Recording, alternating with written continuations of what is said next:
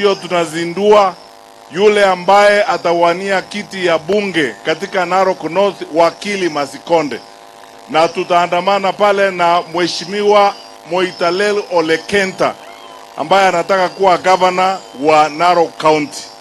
Lakini unajua nyinyi na sisi ni wamoja ama namna gani? Watu wengi ambao wanaishi hapa ni ndugu zangu na dada, na nyinyi tumekuwa nanyi na mumetusaidia sana kwa ile kazi mnayofanya na ukulima na biashara mnaegeza hapa. Lakini tunajua kuna shida mbalimbali. Nimeongea hapa na akina mama ambao wanauza nguo na wale wengine.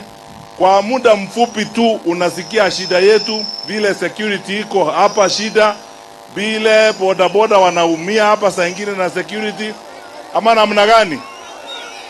Hiyo ndio sababu sisi tumeungana, tunataka mabadiliko katika nchi ya Kenya.